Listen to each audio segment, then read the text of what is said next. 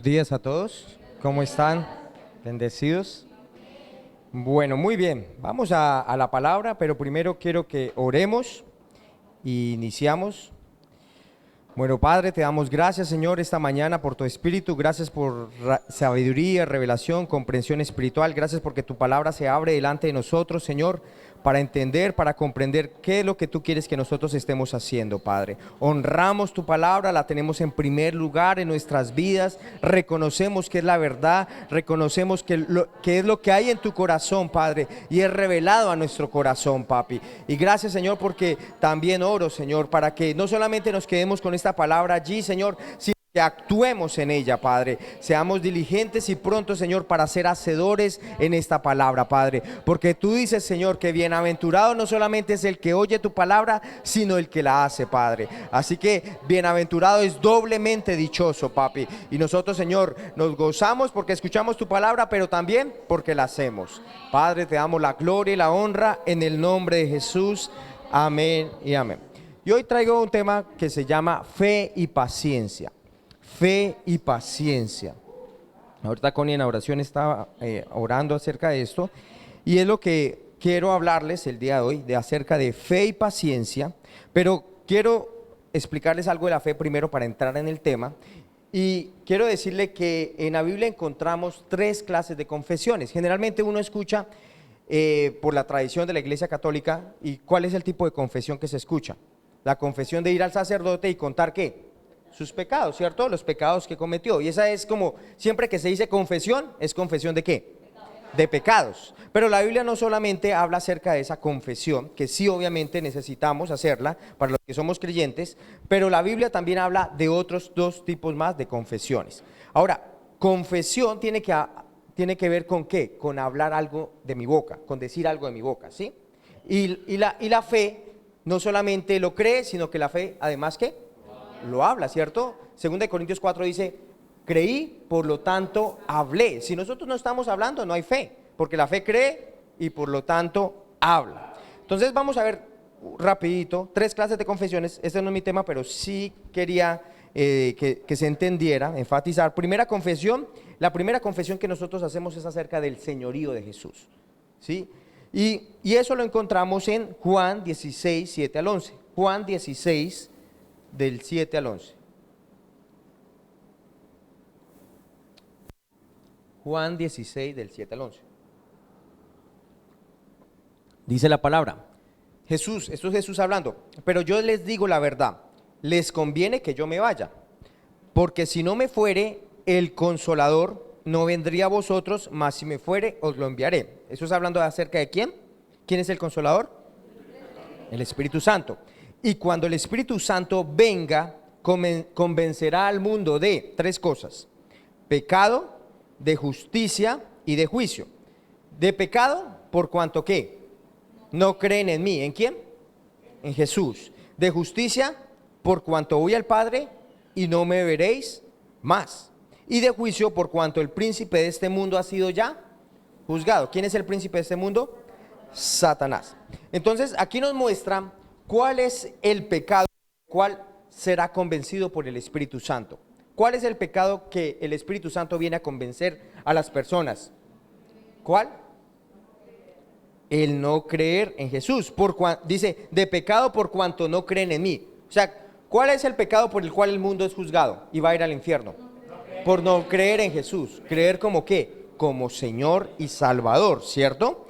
Y no sé si ustedes han escuchado que hay iglesias que tal vez hacen énfasis en que antes de que una persona venga a la iglesia necesita que confesar todos sus pecados. Pero de hecho va a fallar, porque ¿cuántos saben que no nos vamos a acordar de todos los pecados? Más si por allá tiene 70 años y no había recibido a Jesús. Imagínense los pecados, confesar todos los pecados. ¿Será que lo va a hacer? No, ¿cierto que se le va a olvidar? Claro, se le va a olvidar. Entonces no se trata de que usted confiese todos los pecados, se trata es que usted va a ser convencido de ¿qué? De un solo pecado. ¿Cuál es? Que no creen en Jesús. O sea que una persona que no cree, que no ha recibido a Jesús como Señor y Salvador, ¿qué es lo que necesita hacer? ¿Confesar todos sus pecados? No. Confesar el señorío de Jesús sobre su vida. La segunda confesión en el Nuevo Testamento sí tiene que ver con creyentes. ¿Quiénes son creyentes? Aquellos que hemos creído en Jesús como Señor y Salvador. ¿Y qué pasó dentro de nosotros? Nacimos de nuevo. Somos una nueva criatura porque Jesús vive dentro de nosotros. Y mire lo que dice Santiago 5:15. Santiago capítulo 5 versículo 15.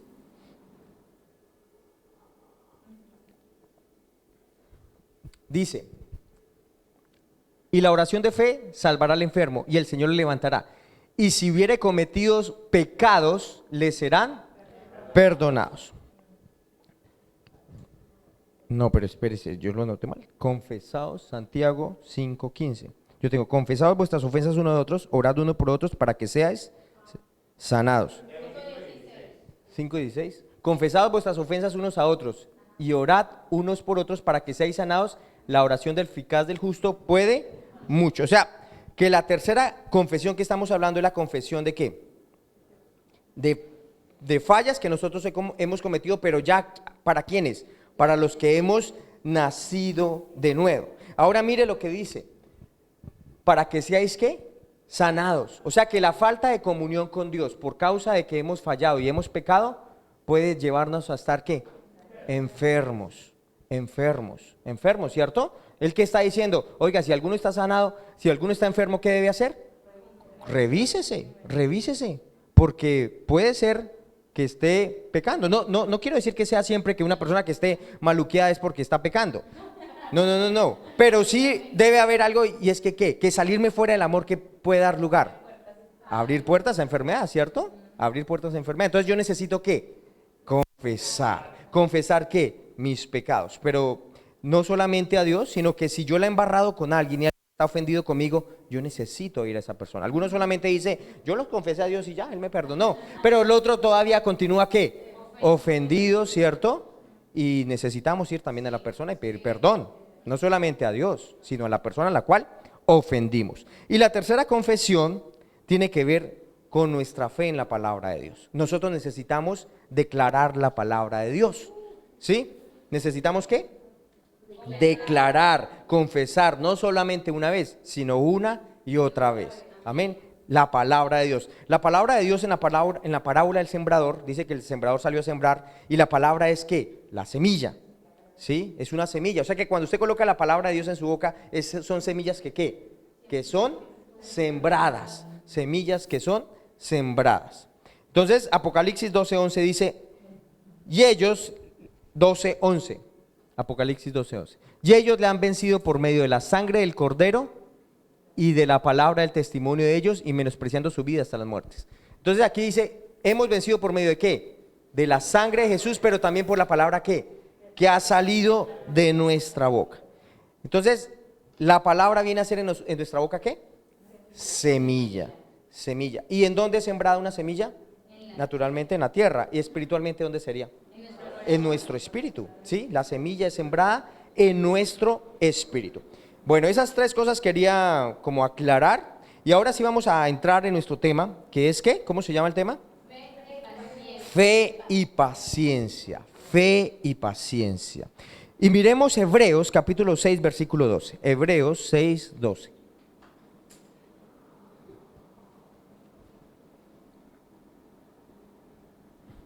Dice: a fin de que no se hagan perezosos. O sea que nosotros podemos hacernos perezosos. Sí, ¿cierto? Perezosos espirituales. Sí, no estábamos hablando de, que siendo muy diligentes en el trabajo, sí, pero la Biblia habla en un contexto espiritual. Usted y yo podemos ser ¿qué? Perezosos espirituales, perezosos que no leemos la palabra, perezosos que no oramos, perezosos que no nos congregamos, perezosos que llegamos tarde al servicio, perezosos de muchas cosas, no levantamos nuestras manos para adorar. O sea, todo nos da ¿qué? Pereza. Eso se llama ¿qué? Pereza espiritual. Pero él dice: a fin de que no se hagan perezosos, sino más bien ¿qué? Imitadores. Debemos ser imitadores de aquellos. O sea que él nos anima a tener personas delante nuestro para imitar, que por la fe y la paciencia heredan ¿qué? Las promesas. Muy bien. Muchas veces enfatizamos en que por medio de la fe alcanzamos la promesa. Sí, es verdad, pero es una verdad que falta otro ingrediente. La Biblia dice que no solamente la fe nos ayuda para alcanzar las promesas, sino que es que, de hecho dice que es que la fe y la paciencia por medio de la cual tomamos o se heredan las promesas. Y esa palabra paciencia, ¿a cuánto les gusta? ¿A cuánto les gusta esperar? ¿A cuánto les gusta hacer fila? ¿A cuánto les gusta estar allí, cierto? En el lobby o en la silla esperando a que lo llamen. ¿Alguno? A ninguno, ¿cierto? A ninguno. La carne no le gusta, ¿cierto? Pero ¿sabe qué? La paciencia tiene un ingrediente y es que nos ayuda a madurar, a perfeccionarnos. ¿La paciencia es importante para qué? Para madurar. Para madurar. A la carne no le gusta que le digan sea paciente. Y cuando hablamos de paciencia, ¿qué me está diciendo? Que no va a ser algo instantáneo. Que no va a ser algo ¿qué? Inmediato. Cuando hablamos de paciencia, tiene que ver con ¿qué ingrediente? Tiempo. ¿Cierto? Tiempo. Si no fuera por tiempo, o sea, ¿para qué requiero paciencia? Todo va a ser como ya. ¿Y cómo es esta generación? La generación del microondas, ¿cierto? Meto, rápido, caliento y salió a comer. Lo más rápido posible, ¿cierto? Decía Yasmín, las comunicaciones ya no es por carta, sino por WhatsApp, porque es pero rapidísimo. Entonces ya todo es en vivo, ya no diferió nada, todo es rápido. Y muchas de las cosas que estamos creyendo en la palabra no va a ser un abrir y cerrar de ojos, ¿sí? Hay cosas que sí son inmediatas, hay oraciones que se dan de manera inmediata, pero no siempre de manera inmediata. ¿Y por qué? ¿Será que es que Dios está ahí como que voy a ponerlo ahí a sufrir un rato? No. Porque hay oposición a su respuesta, ¿cierto? ¿Quién es el Dios de este mundo? El diablo. ¿Se acuerda cuando Daniel oró? ¿Cuántos días demoró la respuesta? Que viniera el ángel donde Daniel. 21 días. 21 días se demoró el ángel a llegar con la respuesta a Daniel. ¿Y por qué? Porque había oposición a que el ángel llegara, ¿cierto? Hay personas, ¿cierto? De pronto la oración depende de la voluntad de ciertas personas y las personas a veces son tercas, saben que lo que deben hacer, pero por orgullo, por diferentes cosas no quieren hacerlo. Entonces también ¿qué? Depende, ¿cierto? Dios quiere que crezcamos rápido, pero ¿qué pasa? Él es paciente con nosotros y no estamos creciendo tan rápido como deberíamos hacerlo, ¿cierto? Él es paciente. Entonces hay cosas en la vida espiritual que no va a ser un ¿qué? Abrir y cerrar de ojos. Entonces, las promesas de Dios no serían únicamente por medio de la fe, sino por medio de ¿qué? La fe y la paciencia. Por medio de la fe y la paciencia. Así que eso es un proceso, ¿cierto? Es un proceso de espera. Ahora, ese proceso de espera no es que yo me siento, como a veces hacemos, ¿cierto? En la fila del banco, sin hacer nada. No. Así no es la paciencia bíblica, sin hacer nada. O sea, por eso Él nos está diciendo, no podemos quedarnos, ¿qué? Perezosos espirituales. O sea que la tendencia de nosotros es que, ¿qué? Que listo, hicimos la oración, lo creímos, pero después tendemos ¿a qué? A estar, ¿qué? Perezosos espiritualmente hablando. Y esa no es la paciencia, no, espere, y esperar es sin hacer nada. No. No es así. No podemos quedarnos como perezosos espirituales. Y es importante una cosa, que sepamos que la fe nunca se queda en el mismo lugar. La fe nunca se queda en el mismo lugar. O sea, la fe nuestra. Fe es como subir una escalera eléctrica que viene bajando. ¿Alguien ha subido una escalera eléctrica que viene bajando? ¿Sí? ¿Sí la han subido? O sea, usted va en contra de lo que de la corriente de la escalera, ¿cierto? ¿Qué pasa si usted se queda quieto? Baja, ¿cierto? La fe es igual. Si usted se queda quieto, o sea, si queda como un perezoso espiritual, ¿qué va a pasar? En lugar de ir creciendo, la fe que usted tenía la semana pasada, bajó. ¿Y qué le pasó? Se quedó quieto. Una persona que no avanza en la fe es una persona que simplemente está, ¿qué? Perezoso espiritualmente hablando. Nosotros debemos crecer. Si no crecemos, crece si nosotros hacemos algo al respecto. Crece si nosotros, ¿qué? Hacemos. La fe puede crecer, ¿cierto? Porque la fe es ¿qué? Una semilla, ¿cierto? Que fue colocada en nuestros corazones. Pero una semilla, para que produzca el fruto, necesita un proceso. Y para eso necesita ¿qué? Riego, que sea abonada la tierra, que llegue solecito. O sea, hay un proceso allí. Pero decrece si no hacemos nada al respecto. ¿La fe también puede crecer? Sí. ¿Puede? No debería, ¿cierto? Pero puede, sí lo puede hacer. La Biblia dice que hay personas que se debilitan en la fe. Y hay personas que se fortalecen en fe. Jesús hablaba y decía, hombres de poca fe, pero también le decía a otros, grande es tu fe. O sea que la fe también tiene ¿qué? Niveles. O sea que hay un desarrollo. Diga, mi fe necesita un desarrollo. Y este desarrollo no es para personas que se quedan sin hacer nada. ¿Listo? O sea, no podemos decir que yo estoy creciendo en fe cuando no estoy haciendo ¿qué? Nada espiritualmente hablando. Sino que este desarrollo en la fe son para personas que ¿qué? Que toman acción, que empiezan, bueno, ¿qué hay que hacer? ¿Cómo es que hay que empezar a crecer espiritualmente? ¿Qué es lo que debo empezar a leer? ¿Cómo es que debo empezar a orar? ¿Cuáles son las oraciones que debo empezar a hacer? ¿Cierto? O sea, es un ejercitarse, es una disciplina de fe hasta poder hacer cosas grandes. Y vamos a Mateo 13, 31 al 32. Mateo 13, 31 al 32.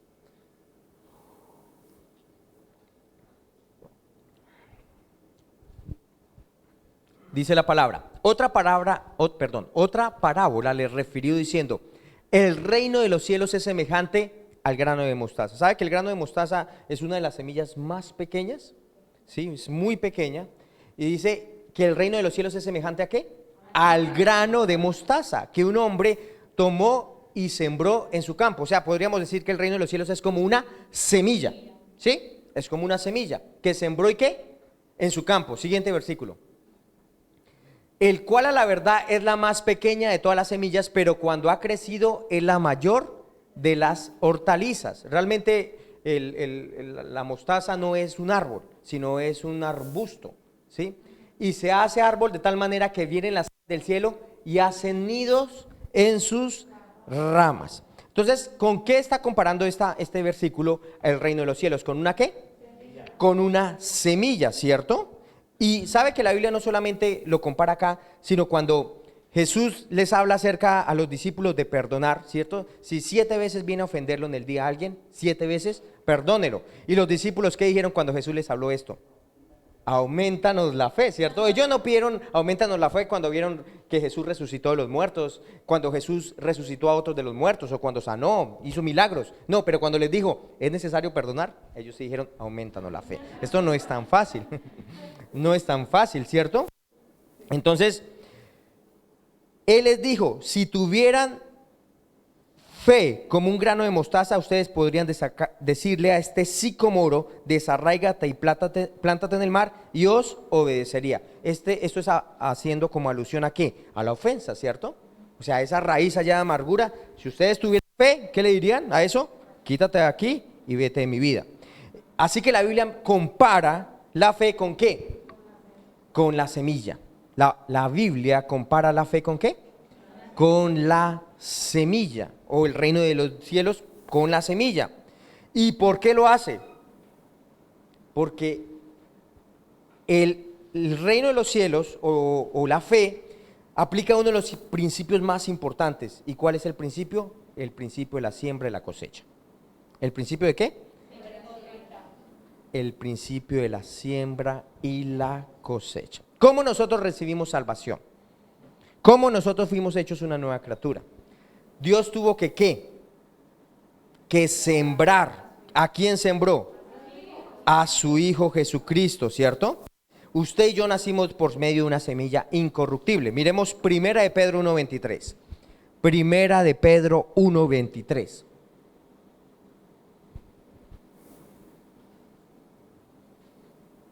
Siendo renacidos, acuérdense que el primer nacimiento fue un nacimiento ¿qué?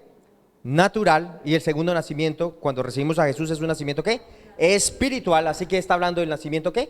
Espiritual, siendo renacidos, o sea, el nacimiento espiritual, no de simiente corruptible, la primera sí era corruptible, ¿cierto? Sino de ¿qué? Incorruptible, por la palabra de Dios que vive y permanece para siempre. O sea que, ¿usted cómo nació espiritualmente? Por la palabra de Dios, ¿sí? Por la palabra de Dios que ¿qué? Que vive y permanece para siempre. ¿Y quién es la palabra de Dios? Están callados hoy. Jesús. Jesús es la palabra de Dios que se hizo carne, ¿cierto? O sea, por medio que Jesús fue sembrado, ¿en dónde? En el mundo, pero también en nuestros corazones, ¿cierto? Él fue sembrado en nuestros corazones. Es por medio de Él que nosotros ¿qué? Nacemos de nuevo. O sea, usted es hijo de Dios solamente porque Jesús sembró, Dios sembró su Hijo en nosotros. Amén. Usted es hijo porque ¿qué tuvo que hacer Dios? sembrar su hijo. Él sembró su hijo. Y en Génesis 1:11 dice que cada semilla da de acuerdo a su género. ¿Sí? O sea que si él quería hijos, él tenía que sembrar ¿qué? Su hijo. Y él lo hizo. Dios sembró su hijo para tener muchos hijos. Si él no hubiera sembrado su hijo, ninguno de nosotros sería ¿qué?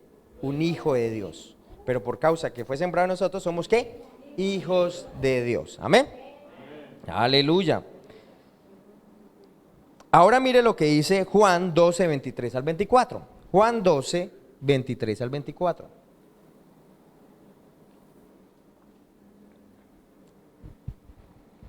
Jesús le respondió diciendo, ha llegado la hora para que el Hijo del Hombre sea, eso es hablando acerca del mismo, ¿sí? El Hijo del Hombre se refiere a su humanidad, sea glorificado. De cierto os digo que si el grano de trigo no cae en la tierra y muere, queda solo, pero si muere, lleva mucho fruto. Por eso Jesús tuvo que morir, para llevar mucho fruto. ¿Y sabe qué? Usted y yo también tenemos que morir. ¿Morir a qué? A nuestros propios planes, a nuestros propios sueños, a nuestros propios pensamientos. ¿Para qué? Para dar mucho fruto. O sea, esto es un principio que funciona. Esto no es algo que, ay, a mí no me parece, Señor. No, así funcionan las cosas. Jesús lo hizo, Él se sometió a ese principio y así va a ser con nosotros. Si no morimos a nosotros mismos, ¿será que vamos a llevar fruto? No, eso no funciona así. O sea, usted no puede hacerle como una escapatoria a Dios. No, yo me le voy por otro ladito. No. Usted y yo tenemos que, ¿qué? Que morir. ¿Morir a qué? A nuestros propios pensamientos, a nuestros propios caminos, a nuestros propios sueños para hacer, ¿qué? Los planes de Dios. Si queremos llevar, ¿qué? Mucho fruto. Ahora me gusta lo que dice Jesús. Ha llegado la hora ¿para qué? Para que el Hijo del Hombre sea ¿qué? Sea torturado,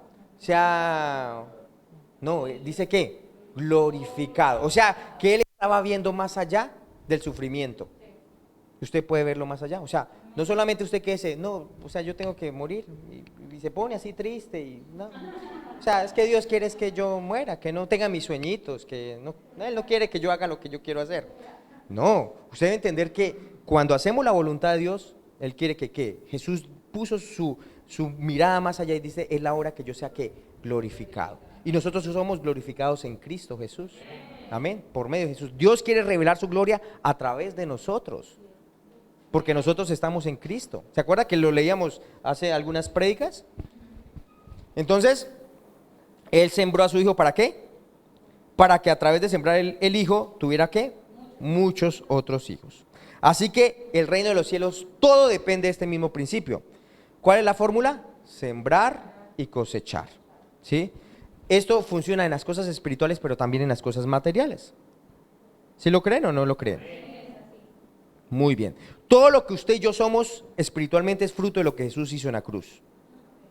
Ahora, esto no solamente aplica en lo espiritual, ¿cierto? También aplica en lo natural. ¿Sí o no, mi hermano Julio? Uno tiene que sembrar para estar expectante ¿de qué? De una cosecha, ¿cierto? Así es. Y muchas de las cosas que nos están sucediendo en nuestras vidas tienen que ver con las semillas que nosotros hemos sembrado en el pasado. Muchas de las cosas que nos están sucediendo en nuestra vida tienen que ver con ¿qué? Con semillas que hemos sembrado ¿qué? En el pasado. O sea, también es como una causa-efecto. ¿Sí? O sea, ¿por qué estoy viviendo esto? Porque muchas de las cosas las he ¿qué? Sembrado ayer. Las he sembrado ayer. Y que todas las cosas que nosotros vemos grandes alrededor de nuestras vidas no empezaron así grandes. ¿Cierto? Las empresas, por lo menos, las empresas grandes, por ejemplo, la otra vez viendo acerca de Apple o Macintosh, no, Apple o Microsoft, hablaban acerca de que ellos empezaron fue en un garaje, ¿sí? No empezaron ya grandotes, empezaron en un garaje, pero Apple y Microsoft, y luego, ahora se convirtieron en empresas súper grandes, ¿cierto? O sea que tampoco subestimamos las pequeñeces. No subestimamos las pequeñeces. Bien, porque una semilla ¿cómo arranca? ¿Grandota? Ya, el tronco, el roble, grandísimo. No, arranca ¿qué? Muy pequeña. Y el diablo entiende eso. Y por eso a veces uno cuando, usted ve que a veces muchas de las personas que cuando reciben a Jesús son más atacadas en su etapa hasta ahora que está arrancando. ¿Por qué? porque Él sabe este principio. Sí, es más fácil para mí atacarle cuando hasta ahora están bebecitos que ya cuando crecen, porque cuando crecen ya es mucho más difícil. Bien, a veces nosotros no entendemos este principio, pero el diablo sí lo entiende. Entonces, las semillas se van ¿qué? Desarrollando a medida que vamos cuidando, se van regando y empiezan a crecer. Crecen y ¿qué? Dan fruto. Pero ¿qué pasa con la mayoría de las personas? Queremos tener las cosas ¿qué? Ya, ¿cierto? Ya la bendición, ya en este momento. Pero la Biblia habla acerca de sembrar la semilla, regarla y va a crecer, va a crecer. No plantamos una semilla y ya el árbol está grandísimo. Podemos tener buenos matrimonios o podemos tener malos matrimonios, podemos tener buenas vidas, buenas carreras, buenos proyectos, pero depende de qué, de qué estemos sembrando, ¿sí? De qué estemos ¿qué? Sembrando. Y usted puede sembrar de diferentes maneras. Yo les dije primero, usted siembra con ¿qué? Con la palabra, pero también con sus motivaciones, pero también con sus actitudes. Todo eso siembra, todo eso siembra. O sea que revísese hoy, hágase un análisis hoy. ¿Cómo, qué está hablando? ¿Qué actitudes está teniendo? ¿Qué acciones está teniendo? Porque eso es ¿qué? Siembra de lo que usted va a cosechar mañana. Entonces hagamos una evaluación de qué cosecha usted y yo queremos. Todo depende de qué entonces, de la semilla que usted y yo estemos plantando. Si queremos tener una cosecha, algo transformado en el futuro, lo primero que tenemos que estar buscando no es la manifestación inmediata, sino pidiéndole a Dios cuál es la semilla correcta que yo puedo sembrar en ese momento, para ver ese fruto que yo estoy esperando y deseando en mi corazón. Entonces, no estemos como que solamente enfocados en la manifestación inmediata, sino que estemos enfocados, Señor, ¿cuál es la semilla correcta para que se dé ese fruto que yo estoy esperando? ¿Sí? Ya sea de pronto arreglar una situación, ya sea que puede ser una llamada, puede ser un detalle, como levantarse a las 5 de la mañana a orar, entrar a estudiar en Rema Setco, venir a la capacitación de mañana de evangelismo. Entonces, sembremos buenas semillas, ¿cierto? Porque queremos ser fuertes en la fe. O sea, yo realmente quiero verme así, o sea, que las circunstancias no me estén moviendo de un lado para otro, sino que todavía me falta, o sea, no es que yo diga, uy, ya no, todavía me falta. Yo veo que hay cosas que todavía me mueven y yo necesito más crecer en la fe, cimentarme más en la fe, ¿sí? Quisiera estar más grande, pero todavía me falta. Pero tampoco voy a ser impaciente, sino tengo que ser diligente en lo que tengo que ser diligente. Y para eso necesito ¿qué? Sembrar correctamente para que se dé ese fruto. Marcos 16, 17.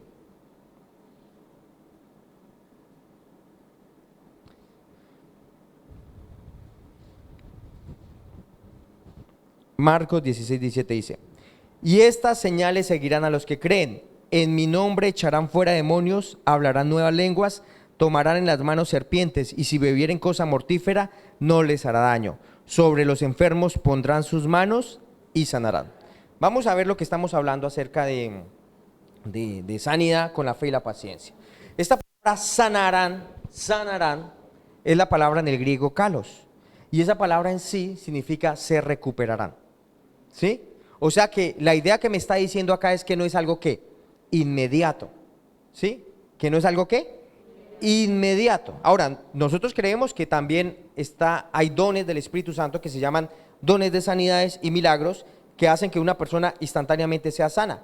Pero en este contexto de la Gran Comisión habla desde que imponer manos y ¿qué va a pasar? ¿Se van a qué? A recuperar. O sea, no está dando la idea de que sea algo que inmediato, pero sí va a haber que empezar a haber una transformación, un cambio, a recuperarse, una restauración gradual. Y es un proceso que va de continuo en el tiempo. O sea que no todas las sanidades son ¿qué? Instantáneas. No todas las sanidades son instantáneas. Y aún en el ministerio de Jesús, yo tengo 4 ejemplos en el cual vemos restauraciones graduales. Miremos la primera. Esa la encuentra usted en Marcos 8, y es cuando Jesús oró por un hombre que era ciego en Betsaida.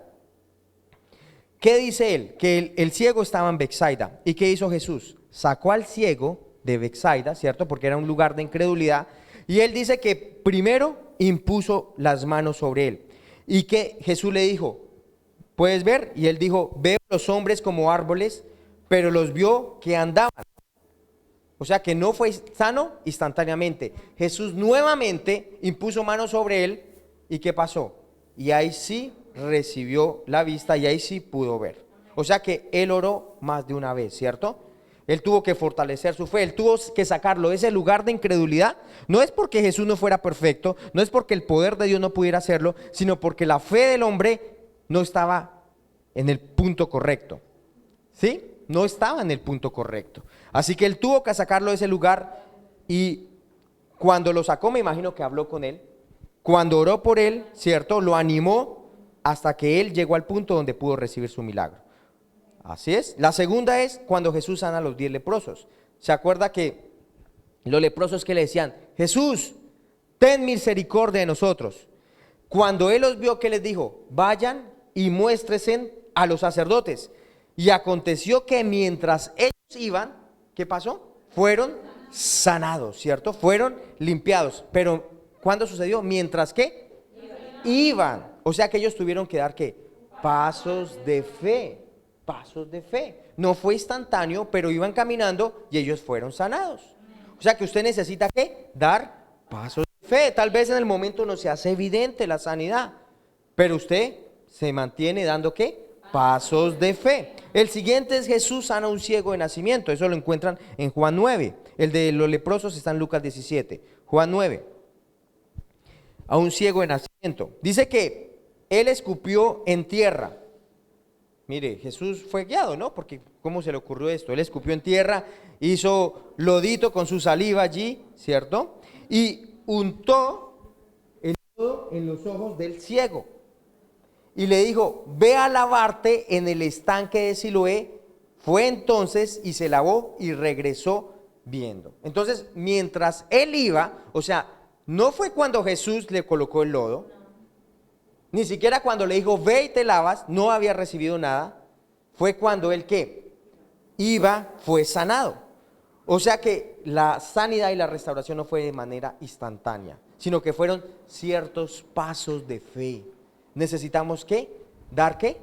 Pasos de fe. Pasos de fe en obediencia a la palabra de Dios, que durante el proceso llegaron a manifestarse. El cuarto, Jesús sana al hijo del noble. Esa la enseñamos un día acá, Juan 4. ¿Se acuerdan? El noble había recorrido un montón de kilómetros, creo que eran 50 kilómetros me parece, y dice, él llegó a donde Jesús, y Jesús le dijo, ve, tu hijo vive. ¿Y qué pasó? El hombre creyó la palabra que Jesús le dijo y se fue. Cuando ya él descendía, sus siervos salieron a recibirle, le dieron buenas nuevas diciendo, tu hijo vive. Y mire lo que pregunta el hombre. Entonces él les preguntó, ¿a qué hora había comenzado a estar mejor? Y le dijeron, ayer a las 7 le dejó la fiebre. ¿A qué horas? Ayer a las 7, ¿cierto? Él le preguntó a qué hora había comenzado a estar mejor, a recuperarse, a sanarse. Eso quiere decir que fue un proceso a través del tiempo. ¿Empezó a qué? A recuperarse. Muy bien.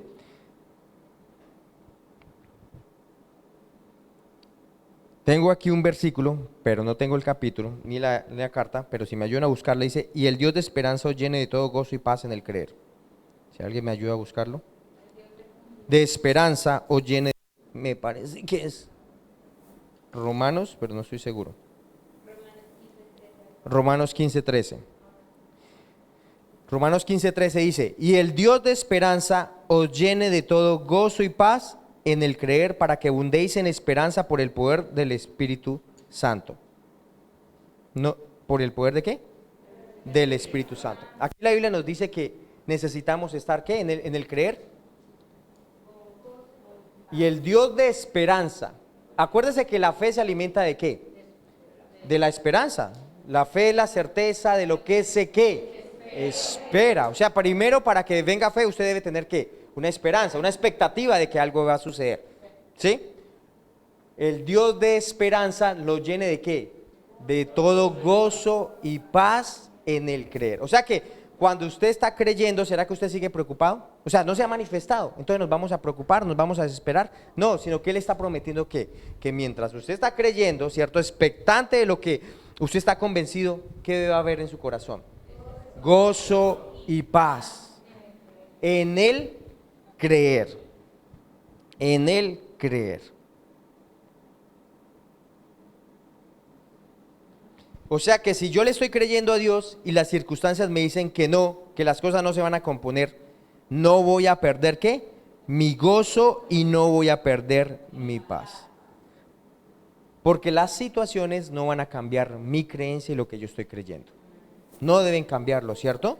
Él es el que me llena de gozo y de paz en el creer. Como no es inmediato y no es manifiesto muchas veces, ¿cuál es la tendencia de nosotros? Como no se manifestó, entonces ¿qué va a pasar? No, esto no funciona, esto es puro cuento, esto no sirve. Entonces ya no tengo gozo, yo tengo tristeza y ya no hay paz, sino hay ¿qué? Incertidumbre e intranquilidad. Pero Él quiere mantener mi corazón y mis pensamientos en Cristo, su paz guardando mi corazón y mis pensamientos. Si usted está en fe, va a tener ¿qué? Gozo y paz. Si no hay gozo y paz, no estoy en fe. Entonces yo necesito revisarme, porque estoy permitiendo que pensamientos lleguen a mi mente, ¿cierto? Y me están sacando de ese lugar de fe para colocarme en el lugar de ¿qué? De las circunstancias y de las emociones. ¿Y sabe qué es lo primero que va a hacer el diablo? Tratar de sacarlo de ese lugar de fe. ¿Sí? Él es lo primero que va a tratar de hacerlo allá. O sea, que usted medite en la preocupación. Si usted medita en la preocupación, ¿qué es meditar en la preocupación? Pensar una y otra vez en el problema. ¿Será que eso va a hacer algo? ¿Va a hacer la diferencia? Nada, no hace nada, ¿cierto? Pero la tendencia de nuestra carne, ¿qué es? Meditar en la preocupación. ¿Para qué? Para dar lugar al temor. Y si le damos lugar al temor, el temor es pensar que el enemigo tiene poder para destruirnos. O sea que Él es más poderoso. Y obviamente, si le estamos dando lugar, Él lo va a hacer, ¿sí? La Biblia nos dice que las preocupaciones para nosotros son ¿qué? Pecado. Filipenses 4:6 dice, por nada estéis afanosos. Por nada. Por nada es ¿por qué? Por nada, ¿cierto? Ahora, la tendencia de nosotros todas es ¿de qué? De preocuparnos, de preocuparnos. Pero si Dios nos está pidiendo algo, ¿será que Él nos lo pide para después juzgarnos? Usted no fue capaz de mantenerse no afanoso. No. Él nos da las herramientas para vivir en la victoria. ¿Cómo evitamos entrar en ese afán y en esa preocupación? Segunda de Corintios 10 del 4 al 6. Segunda de Corintios 10 del 4 al 6.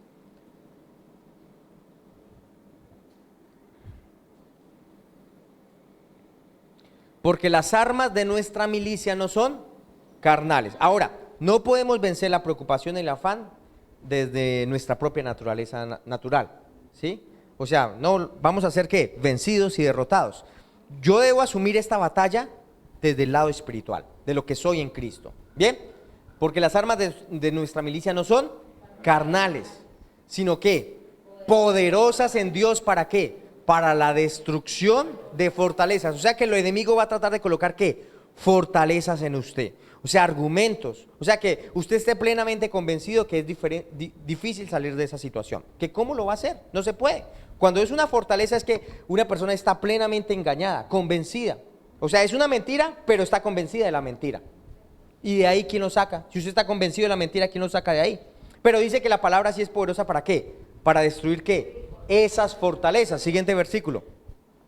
Derribando ¿qué? Argumentos, excusas que se dan y toda altivez que se levanta contra el conocimiento de Dios y llevando cautivo todo pensamiento a la obediencia a Cristo. Versículo 6. Y estando prontos para castigar toda desobediencia cuando vuestra obediencia sea perfecta. O sea que cuando dice vuestra obediencia sea perfecta, tiene que ver con ¿qué? Con que yo me someto a la palabra de Dios. Él dice, sométese a Dios y resistid al diablo, ¿cierto? ¿Y el qué? Huirá de vosotros. O sea que yo primero necesito someterme a su palabra, reconocer que lo que Él dice es verdad. Porque no solamente fallamos haciendo pecados así abiertos, sino fallamos cuando ¿qué? Cuando andamos en temor, cuando no hacemos lo que la palabra de Dios nos dice. Esos son pecados santificados, ¿cierto? O sea, estamos andando ¿qué? O sea, pareciera como muy santo, pero realmente tomar decisiones en temor y actuar en temor es que salirnos de la obediencia perfecta de Dios. Y es una manera como el diablo trabaja. ¿Sí? No solamente es diciéndole, vaya peque o haga esto o aquello. Simplemente por medio del temor, Él nos lleva a salirnos de la perfecta voluntad de Él para nuestras vidas.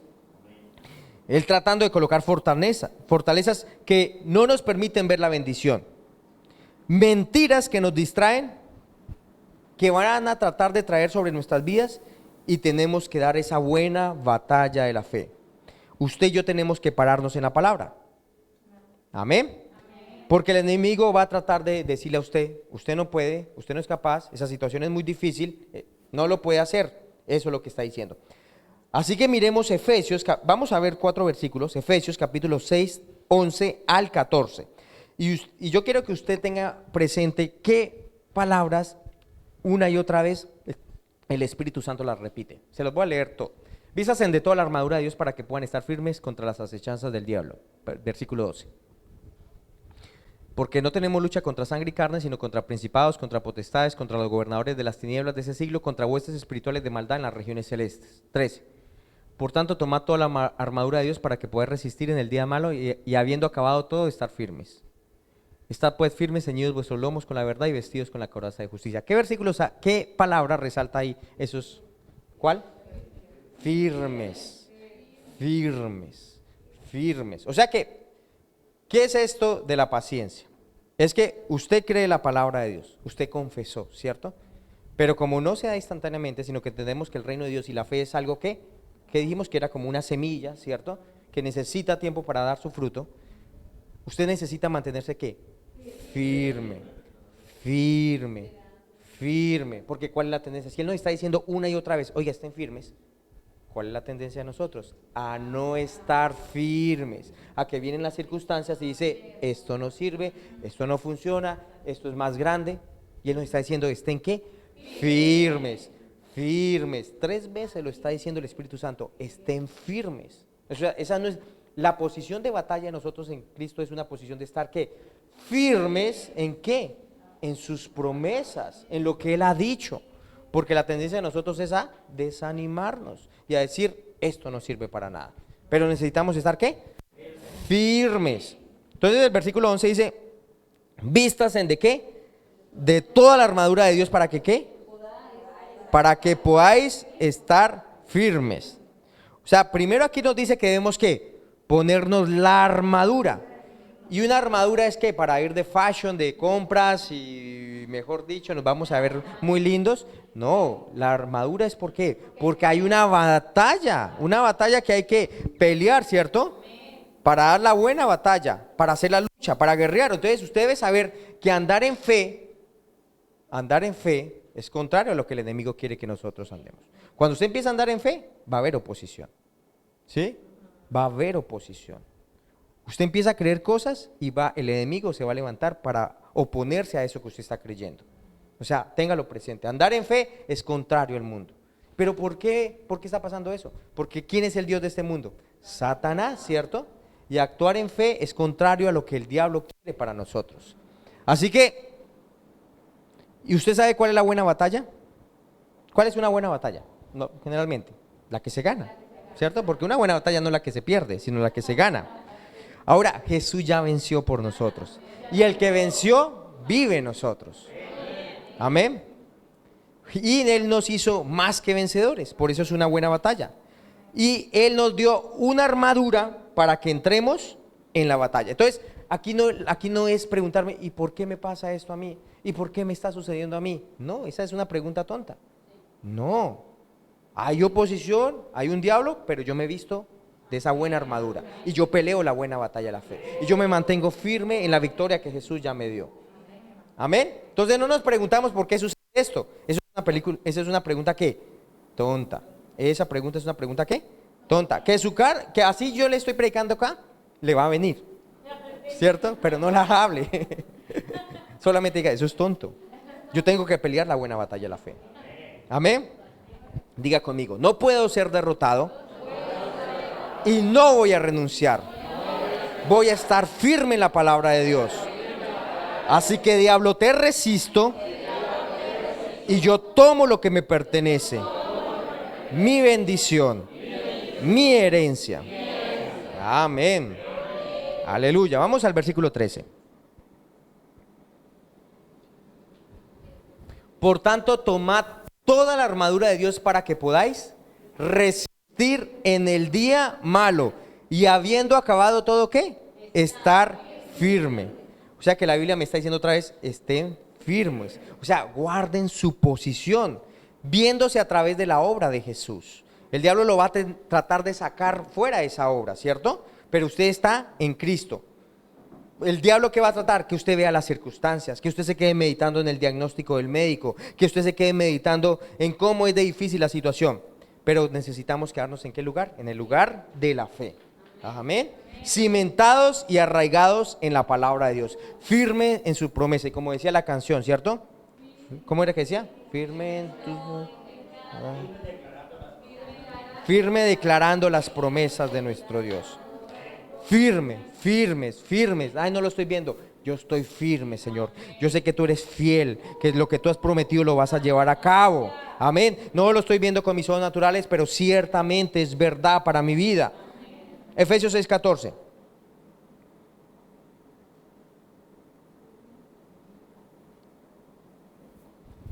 Estén pues firmes, ceñidos vuestros lomos con la verdad y vestidos con la coraza de justicia. Ahora el Espíritu Santo no está siendo redundante. Uy, no, es que se me había olvidado que yo ya les había dicho que estén firmes. No, Él lo escribe una y otra vez. ¿Por qué? Necesitamos permanecer firmes. Y cuando nos mantenemos allí firmes, ¿qué va a pasar? Vamos a ver, ¿cierto? La gloria de Dios manifestada. El estar firmes nos perfecciona, nos madura en la fe. El estar firmes en sus promesas nos lleva a crecer y a que Cristo sea revelado a través de nosotros. ¿Qué pasa? Que estamos acostumbrados que o hacemos una oración, ¡ey, pero qué no funciona! ¿Y qué pasó? Yo pensé que ya. No. ¿Necesitamos qué? Mantenernos ¿qué? Firmes. Ahora, unas buenas claves para mantenernos firmes, ¿sí? Como que, pero ¿qué nos puso a hacer el pastor? No, ya les digo qué nos puso a hacer el Señor. Primero, adorar. ¿Usted necesita qué? Adorar. Y adorar tiene que ver con qué. Levante su mano. A veces no levantamos manos, a veces somos cristianos muy perezosos. Y no, entre menos me cueste mejor, ¿cierto? Pero David que decía, yo no voy a presentar una alabanza a ti sin que me cueste algo. O sea, levantemos manos. Ay, pero ya me duele los hombres. ¿Qué importa? Voy a adorarle. Si su victoria está en levantar las manos, ¿por qué no lo hago? Amén. ¿Por qué no lo hago? Él le va a poner cosas que usted en su mente dice, pero ¿qué sentido tiene que yo me goce? O sea, eso es ridículo. Pero si Él lo dice, yo prefiero ser ridículo si en eso está mi victoria. Amén. Yo prefiero ser ridículo. Pero si en eso está la victoria de lo que yo estoy creyendo y si voy a ver el poder de Dios manifestándose a través de mi vida, pues yo lo hago, de malas. O sea, yo no le pregunto a mi carne si le parece, oye, ¿estás perdiendo tu dignidad? ¿No te ves tan linda? De malas. David, ¿qué hacía? David lavaba, ¿cierto? Y la esposa no estuvo muy, oiga, usted está haciendo el ridículo, allá mostrando los calzones y todo el mundo allá mirando el rey cómo hacía el oso allá. Al Señor no le gustó lo que esta señora dijo. Aún ella quedó estéril toda su vida, ¿cierto? Pero Él dijo, por causa de Él, yo lo voy a hacer. Y no me importa realmente. Entonces, si gozarnos, si levantar las manos, ¿cierto? Vamos a ver la gloria de Dios, lo hacemos. Y Él va a pedirnos cosas que va en contra de nuestro propio orgullo. ¿Sabe que a Naamán dijo, pero Señor, yo tengo unos ríos más espectaculares allá en mi lugar? O sea, ¿por qué me vas a que yo me meta en ese río de porquería? Tengo que meterme ya 7 veces y ahí sí voy a recibir. Pero el Señor sabía que lo que estaba impidiendo su milagro era su orgullo. O sea que el Señor va a tocar su ego, su ego que tanto cuida. Eso que usted no quiere hacer, bueno, entonces no va a haber el poder sobrenatural de Dios. ¿Por causa de qué? De que somos cabezones, ¿cierto? De que somos cabezones. Entonces, no. Si hay que levantar las manos, lo hacemos. Si hay que arrodillarnos, lo hacemos. Una vez yo estando en clase de SEDCO, bueno, un pastor, William Claro, nos dio un ejemplo de cómo era la alabanza. Y claro, me dijo, arrodílleme. Y yo la verdad, pues, yo no quería. Pero, no, sí, siendo sincero, yo no quería. Y yo ahí medio ahí arrodillado. Y me dijo, no, arrodíllese más. Y yo me coloqué así, no, más. Me colocó nariz contra piso allá. ¿Sí? Sí, era acostado allá, sin nada. Uno puede decir, pero este man qué bien a dárselas. Pero el Señor trabaja con corazones sencillos. Amén, que son capaces de obedecer. Aún a veces no es tanto el que se haya lavado en ese río, solamente el que quiere. Él sí prueba nuestros corazones. Sí prueba nuestros corazones. Él no le envía una enfermedad, pero sí va a probar su corazón. Si hay mucho orgullo, ¿cierto? Pues no va a recibir nada. Pero si somos sencillos, vamos a poder recibir de Él.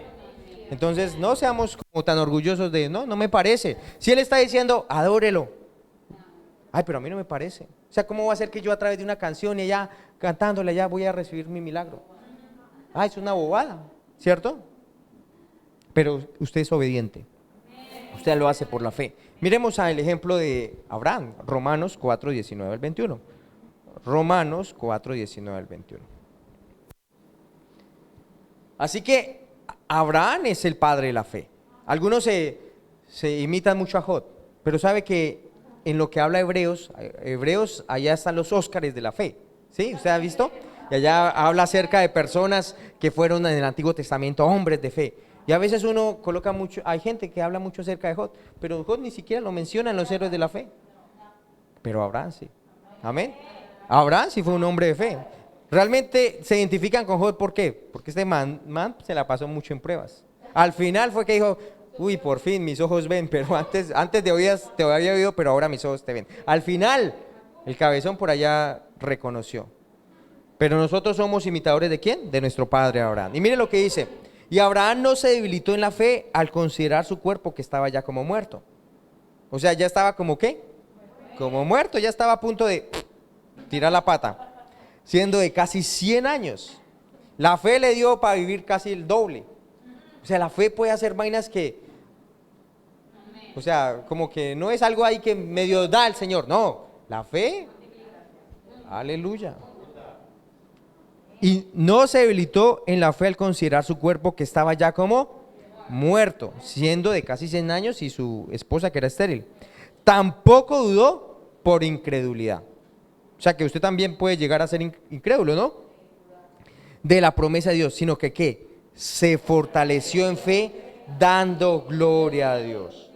¿Cómo nos fortalecemos? Ya creímos, ya hablamos, pero ¿ahí es suficiente? ¿Ahí paramos? No, necesitamos ¿qué? Diga, yo después de hacer la petición de fe, diga, yo después de hacer la petición de fe o la oración de fe, necesito fortalecerme en mi fe. ¿Y cómo se fortalece en la fe? Dando gloria a Dios. A ver, vamos a darnos gloria a Dios. A ver, vamos, levante sus manos. Gracias, Padre. Gloria a ti, Señor. Gracias, Padre. Nosotros nos fortalecemos en fe, dándote gloria y honra a ti, Padre. Gracias, Rey. Gracias por lo que tú has hecho y sigues haciendo en nuestras vidas, Padre. Tú eres nuestra roca fuerte. Tú eres nuestro castillo, Padre. Tú eres nuestro escudo, Padre. En ti estamos firmes, Padre. Todo lo que tú has dicho, Señor, es nuestro y nos pertenece porque somos tus hijos, papi. Gracias, Rey. Gloria a ti, papi. Te alabamos, te adoramos y te exaltamos, Rey. Gloria a ti, Padre. Gracias, Rey. Gracias, Señor. Gracias, Padre. Tú eres poderoso, Señor. Tú eres el hacedor de milagros. Tú eres el que cumple lo que has dicho. Tú no mientes, Padre. Lo que tú dijiste, Señor, lo llevas a cabo. Tú apresuras a poner tu palabra por obra, Padre Celestial. Gracias, Rey. Tú eres el Dios de imposibles, Señor. Aleluya. Tú eres el que llama las cosas que no son para que sean, papi. Gracias. Y tú vives en nosotros, Padre. Y tú nos fortaleces, Padre. Y en ti estamos guardados. Y en ti estamos seguros, Padre. Tú eres nuestra roca firme. Tú eres nuestro sustento, Padre. Tú eres nuestro aliento, Padre. Gracias, Rey. Gracias, Señor, porque tú nos trasladaste de tinieblas a luz, Padre. Ahora vemos, Señor, a cara descubierta, Señor, tu gloria. Y somos transformados de gloria y gloria a tu misma imagen, Padre. Gracias, Rey. Gloria a ti, Padre. Te alabamos y te adoramos, Señor. Aleluya. Aleluya. Amén. Aleluya. Y eso es lo que debemos estar haciendo. Porque ¿qué va a venir el diablo a hacer? Robar su bendición. Él va a tratar de robar su bendición. Pero ¿cómo no lo va a hacer? Cuando usted ¿qué? Se mantiene firme adorando. Se mantiene firme exaltándolo. O sea que la paciencia es algo que yo no hago nada. Es algo como que yo espero hasta cuando Dios haga algo, hasta cuando Dios muestre. No, no es así. La paciencia es algo activa, que yo hago ¿qué? Que yo me fortalezco adorándole. ¿Qué hago? ¿Cae? Levantando mis manos, ¿cierto? Le adoro y le exalto. Le adoro y le exalto. O sea que no pensemos, no, hasta que tú hagas algo ahí sí yo voy a creer. No, eso no es fe. Así como Tomás. ¿Cómo más me fortalezco en mi fe? Orando en lenguas. Judas 20. Judas 1:20.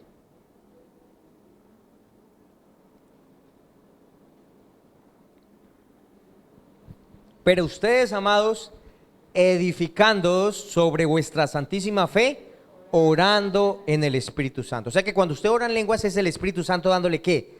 A su Espíritu que orar. Y ahí yo voy a hacer ¿qué? Y edificar es ¿qué? Como construir, ¿cierto? Yo necesito construir en mi vida espiritual, ser edificado en mi vida espiritual, ser fortalecido en mi espíritu. ¿Qué pasa? ¿Por qué somos llevados mucho por ideas de hombres, pensamientos de hombres? ¿Por qué? Porque no hemos sido ¿qué? Suficientemente fortalecidos, edificados. Necesitamos orar en otras lenguas. Y orar en lenguas dice orando en el Espíritu Santo. O sea, es una intimidad en mi vida de oración. Es una dependencia aún en mi vida de oración del Espíritu Santo. Cuando yo oro en lenguas, el Espíritu Santo le está dando a mi espíritu que orar. Y Romanos 8:26 dice que cuando yo oro en lenguas, oro como ¿qué? Como conviene. Como conviene. Así que necesitamos ¿qué? Orar en lenguas. La siguiente, su gloria, en su gloria, yo les dije que era su gloria. Sí, unas prédicas, ¿se acuerdan? La antepasada creo, que era la misma gloria de Dios. ¿Su misma qué? Su misma presencia, o sea, en su misma presencia. ¿Y qué? Usted tiene que practicar la presencia de Dios. ¿Y qué es practicar la presencia de Dios? ¿Qué es practicar la presencia de Dios? Orando, ¿sí? Practicar en su presencia es ser conscientes que Él está en usted. Ser conscientes que cuando usted está orando, Él está con usted. A veces oramos, pero no somos conscientes que Él está en nosotros. O sea, gracias Padre porque tú estás aquí conmigo. ¿Sí? Por eso cuando estamos aquí orando, generalmente lo que le decimos, gracias porque tu presencia es manifiesta en este lugar. Y tu palabra que dice que donde están dos o tres reunidos en tu nombre, tú estás en medio de ellos. Entonces, ¿qué estamos practicando? La presencia de Dios. Practicando es que lo consideramos, entendemos que Él está aquí en medio nuestro, lo declaramos, lo contemplamos. Y eso es lo que tenemos que hacer. ¿En dónde somos fortalecidos en fe? En nuestro espíritu. Pero practicando ¿qué? Su presencia. Colosenses 1:9 al 14. Colosenses 1:9 al 14. Dice, por lo cual también nosotros desde el día que lo oímos, no cesamos de orar por ustedes y de pedir que sean llenos del conocimiento de su voluntad en toda sabiduría e inteligencia espiritual, para que anden como es digno del Señor, agradándole todo, llevando fruto en toda buena obra y creciendo en el conocimiento de Dios. Versículo 11, fortalecidos con todo poder. Necesitamos fortalecernos ¿con qué? Con todo poder, conforme a ¿qué? A la potencia de ¿qué? De su gloria para toda ¿qué? Paciencia y longanimidad. Y longanimidad tiene que ver con una buena actitud en medio de las circunstancias adversas. O sea, que yo tenga una buena actitud. Pero, ¿cómo vamos vamos a andar en paciencia y longanimidad bíblica? Porque somos ¿qué? No, ahí donde estamos, en el mismo versículo, en el 13. Ay. Cuando somos fortalecidos con poder, ¿conforme a qué? A la potencia de su gloria. Cuando practicamos ¿qué? La presencia de Dios. Debemos ser practicantes de su presencia, porque su presencia es ¿qué? Revela ¿qué? Su misma gloria. Y en esa gloria podemos andar ¿en qué? Con paciencia y longanimidad. O sea, yo lo creo y yo sé que se va a manifestar eso que estoy creyendo. Amén. Aleluya. Y por último, orando. ¿Orando qué? Efesios 3:14 al 16.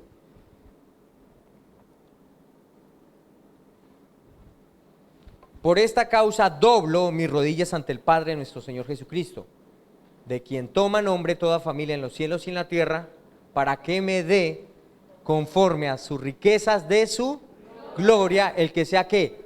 Fortalecido con poder, ¿en dónde? En mi hombre interior por su Espíritu. Aleluya. Entonces, otra manera que yo puedo estar firme, ¿cierto? En las promesas, en la palabra, es orando. Efesios 3, 14 al 16. Entonces, ¿cómo nos mantenemos firmes en la fe? Primero, adorando. Segundo, orando en el Espíritu. Tercero, practicando su presencia. Cuarto, orando. Efesios 3, 14 al 16. Así que practiquemos la paciencia, ¿cierto? Y en eso debemos tomar acción. Amén. Pongámonos de pie.